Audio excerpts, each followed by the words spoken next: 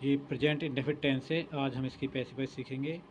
हमने पहले affirmative sentence को सीख लिया है, तो हम इस वाले में नेगेटिव और इंट्रोनेगेटिव वाक्यों का पैसिव वॉइस बनाना सीखेंगे। तो यहाँ पे हमारा टाइप सेकंड है नेगेटिव सेंटेंस, इसके हम पैसिव वॉइस बनाना सीखेंगे।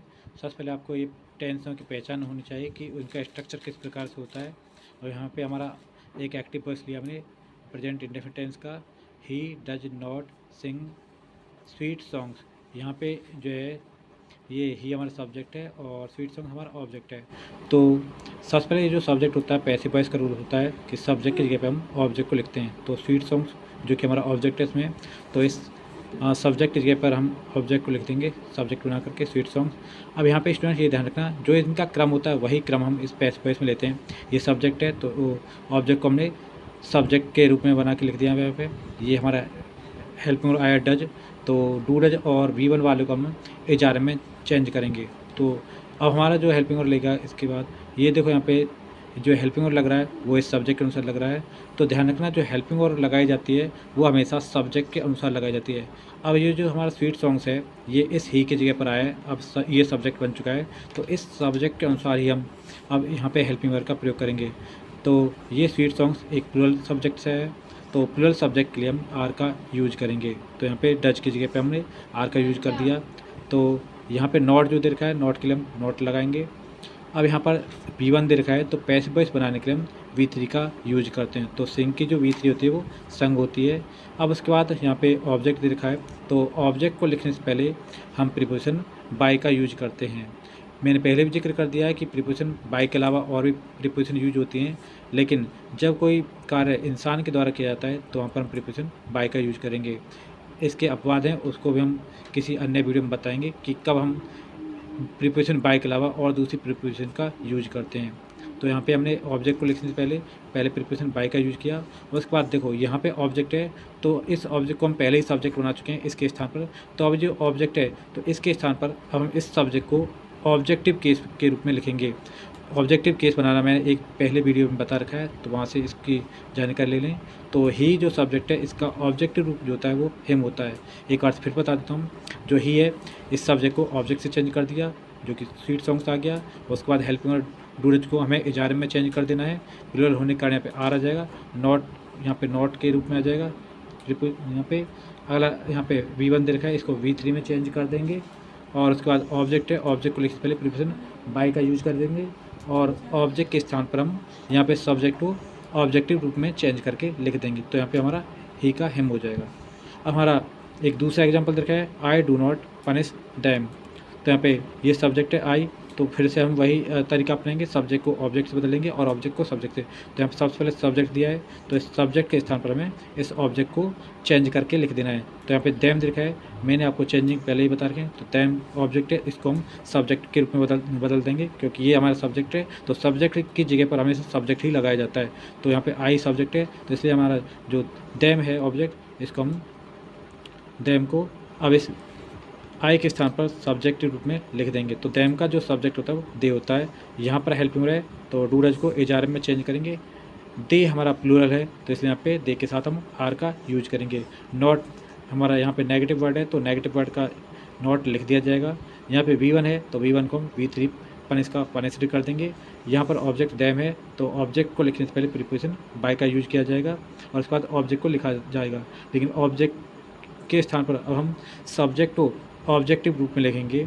तो यहाँ पे सब्जेक्ट जो दे रखा है हमारा आई है, तो आई की जगह पर हम इसका ऑब्जेक्टिव रूप मी लिख देंगे। एक बार फिर से बता दे रहा हूँ, सब्जेक्ट के लिए ऑब्जेक्ट का सब्जेक्ट, हेल्पिंग वर्ब के लिए हेल्पिंग वर्ब, नॉट के लिए नॉट, V1 के लिए V3, ऑब्जेक्ट के लिए ऑब्जेक्ट, यानी कि सब्जेक्टिव का ऑब्जेक्ट। मेन बात यहाँ पे सबसे ज़्यादा जो जरूरी होती है वो ये होती है सब्जेक्ट और ऑब्जेक्ट को आपस में बदलना, वरना जो है ये क्रम उनका वही रहता है।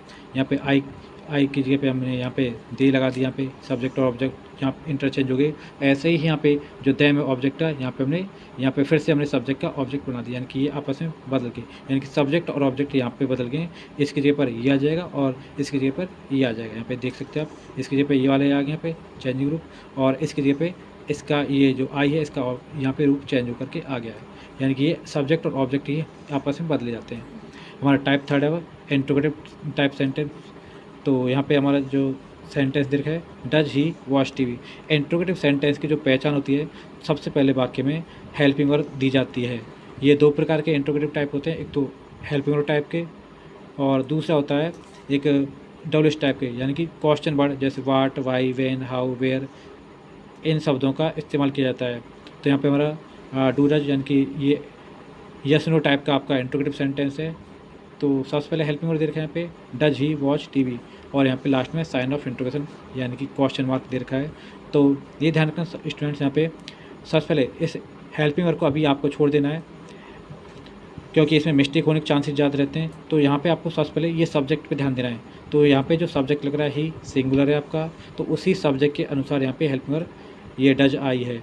तो ऐसे ही आपको पहले यहाँ पे जो सब्जेक्ट है, सब्जेक्ट को आपस में ऑब्जेक्ट से इंटरचेंज कर लेना है। यहाँ पे इसको अभी हेल्पिंग को के लिए हम यहाँ पे स्पेस छोड़ देंगे, अभी इसको नहीं लिखना है आपको। तो सबसे पहले आपको क्या करना है, यहाँ पे जो सब्जेक्ट दिया ही, इसको ऑब्जेक्ट से रिप्लेस कर देना है। तो यहाँ पे ऑब्जेक्ट हमारा टीवी है, तो इस ही के स्थान पर हम टीवी को लिख देंगे। तो टीवी का जो सब्जेक्टिव रूप होता है वो टीवी ही होता है, ये आपको पता होगा। तो यहाँ पे ये इसका रूप वही होगा, क्योंकि इसमें चेंजिंग नहीं करते हैं। तो टीवी हमारा ऑब्जेक्ट था, अब ये टीवी इस ही की जगह पर सब्जेक्ट के रूप में कार्य करेगा। अब यहाँ पर देखिए, यहाँ पे जैसे सब्जेक्ट से पहले हेल्पिंग वर्ब लगाए, अब ये हमारा सब्जेक्ट टीवी बन चुका है, जो कि एक सिंगुलर सब्जेक्ट है। तो सिंगुलर सब्जेक्ट के लिए हम इसमें एज आर एम के अनुसार हम एज का यूज करेंगे। अब यहाँ पे हमने हेल्पिंग वर्ब के लिए हमारा एज आ चुका है, सब्जेक्ट की जगह पे अब हमारा ऑब्जेक्ट आ चुका है। अब यहाँ पे वही क्रम चलेगा, यहाँ B1 है तो इसको पैसिव वॉइस में V3 का यूज करेंगे। अब यहाँ पे ऑब्जेक्ट है, तो ऑब्जेक्ट को लिखने से पहले हम प्रीपोजिशन बाय का यूज करेंगे, और उसके बाद हम ऑब्जेक्ट को लिखेंगे। तो यहाँ पे ये हमारा ऑब्जेक्टिव रूप है, लेकिन ऑब्जेक्टिव को तो हम पहले ही सब्जेक्ट के रूप में कर चुके हैं। तो अब यहाँ पे जो ऑब्जेक्टिव का जो स्थान है, अब यहाँ पे सब्जेक्टिव का वर्ड आएगा। तो सब्जेक्टिव का वर्ड कौन सा वाला है, तो इसको अब ऑब्जेक्टिव रूप में कर देना है। तो यहाँ पे ये जो सब्जेक्ट की जगह पे हमने इस ऑब्जेक्ट को किया, तो अब इस ऑब्जेक्ट के स्थान पर अब इस सब्जेक्ट को हमें यूज करना है। तो यहाँ पे जो है ही दे रखा है, तो ही का लेकिन यहाँ पे ध्यान रखना होगा आपको, ये ऑब्जेक्टिव रूप में ही लिखना होगा। ही को हम ही नहीं लिख सकते, क्योंकि यहाँ पे जो पोजीशन है ऑब्जेक्ट की है, तो ऑब्जेक्ट की पोजीशन से ऑब्जेक्ट ही यूज किया जाता है, ना कि सब्जेक्ट। तो यहाँ पे ही का ऑब्जेक्टिव रूप हिम होता है, उसको हम यहाँ पे लिख देंगे। और क्वेश्चन मार्क के लिए हम क्वेश्चन मार्क का ही यूज करते हैं, इसमें क्वेश्चन मार्क को नहीं हटाया जाता है। अब इसका ही एक दूसरा एग्जांपल लेते हैं, जो कि डब्ल्यूएच वर्ड टाइप का है, why do I help him. यहाँ पे ये ध्यान रखना होगा आपको, जब डब्ल्यूएच वर्ड कोई सा भी डब्ल्यूएच वर्ड आ जाए, वाई, व्हेन, हाउ, वेयर, कोई सा भी डब्ल्यूएच टाइप का वर्ड आ जाए, तो आपको उसी डब्ल्यूएच वर्ड को ही लिख देना है। यहाँ पे वाई दे रखा है, तो सबसे पहले हम डब्ल्यूएच वर्ड उसी को ही यूज करेंगे, वाई आ गया। उसके बाद हेल्पिंग वर्ड दे रखा है, अभी इसको हम छोड़ेंगे। तो उसके बाद यहाँ पे दे रखा है सब्जेक्ट, तो इस सब्जेक्ट को हम जानते हैं कि ऑब्जेक्ट से रिप्लेस किया जाता है, तो इस सब्जेक्ट की जगह पे हम इस ऑब्जेक्ट से रिप्लेस कर देंगे। लेकिन ये अब सब्जेक्टिव रूप में है, क्योंकि यहाँ पे ये पोजीशन जो है वो सब्जेक्ट की है, तो इस सब्जेक्टिव की पोजीशन के लिए हम सब्जेक्ट का ही यूज करते हैं। तो अब यहाँ पे जो हिम ऑब्जेक्ट दे रखा है, इसको हम सब्जेक्ट के रूप में ही करेंगे। तो हिम का जो सब्जेक्ट होता है वो अब इसके अनुसार यहाँ पे हिम का जो सब्जेक्ट होगा वो ही हो जाएगा।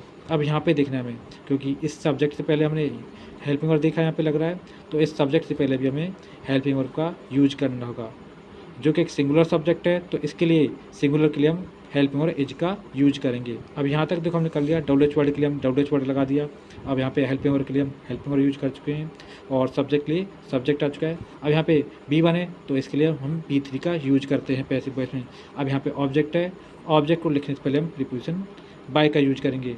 अब ये जो ऑब्जेक्ट है, इस ऑब्जेक्ट की जगह पर अब हम इस सब्जेक्ट का रूप चेंज करके लिखेंगे, यानी सब्जेक्टिव का रूप चेंज रूप, यानी कि जो ऑब्जेक्टिव रूप है उसको लिखेंगे। तो अब इस आई का और जो ऑब्जेक्टिव रूप होता है वो मी होगा, ये ध्यान रखना होगा आपको।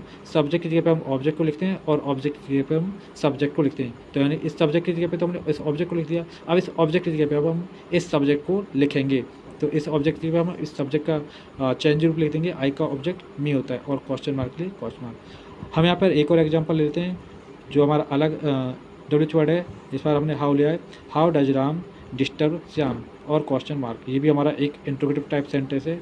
तो जो भी डब्ल्यूएच वर्ड होता है उसको हम सबसे पहले लिखते हैं। तो यहाँ पे हाउ दे रखा है, तो हाउ को सबसे पहले हाउ लिखेंगे। और उसके बाद यहाँ पे आपको एक स्पेस दे देना है, यहाँ पे हेल्पिंग वर्ब है, तो यहाँ पे मैंने एक स्पेस दे दिया है जिससे कोई मिस्टेक ना हो। तो सबसे पहले हम वही तरीका अपनाएंगे, सबसे पहले हम सब्जेक्ट को लिखेंगे। तो यहाँ पे राम दे रखा है, लेकिन हम जानते हैं सब्जेक्ट की जगह पे हमें ऑब्जेक्ट को लिखना होता है। तो ये पोजीशन जरूर सब्जेक्ट की है, लेकिन यहाँ पे आएगा हमारा ऑब्जेक्ट, जो कि ऑब्जेक्ट हमारा श्याम दे रखा है। तो इस राम सब्जेक्ट की जगह पे हम इस ऑब्जेक्ट श्याम को सब्जेक्ट बना करके लिख देंगे। तो यहाँ पे हमारा सब्जेक्ट अब श्याम बन चुका है।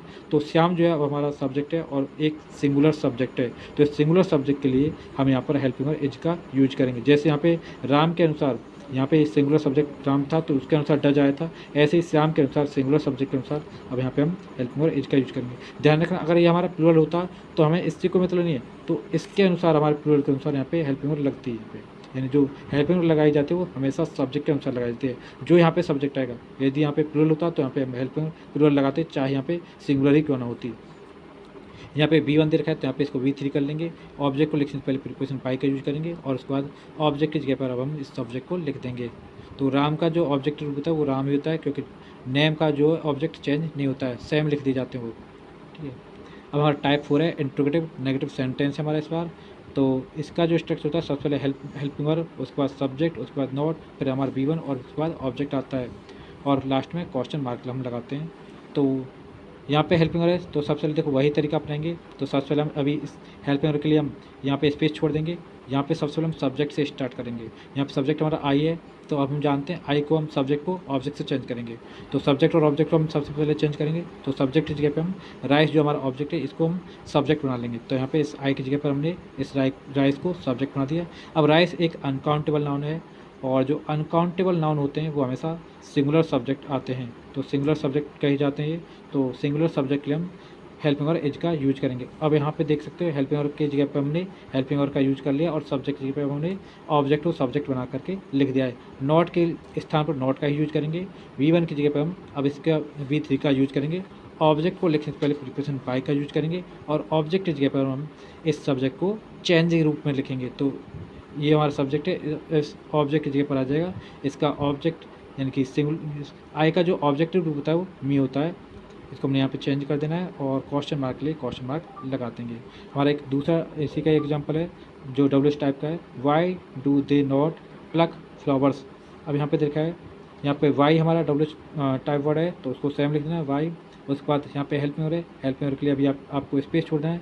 यहाँ पे सब्जेक्ट है तो सब्जेक्ट की जगह पे हम ऑब्जेक्ट को लिखते हैं। तो यहाँ पे हमारा ऑब्जेक्ट फ्लावर्स है। तो सबसे पहले हम इस डे के स्थान पर सबसे पहले इस ऑब्जेक्ट को सब्जेक्ट बना करके लिखेंगे। तो यहाँ पे हमने फ्लावर्स लिख दिया यहाँ पे, जो कि हम जानते हैं फ्लावर्स एक प्लूरल सब्जेक्ट है। तो प्लूरल के लिए हम आर का यूज करते हैं। तो यहाँ पे जो हमने आर लगाए वो इस सब्जेक्ट के अनुसार लगाए, यानी जो भी आपके यहाँ पे हेल्पिंग लगेगी वो हमेशा इस सब्जेक्ट के अनुसार लगेगी, चाहे यहाँ पे आपका ऊपर कुछ भी हो।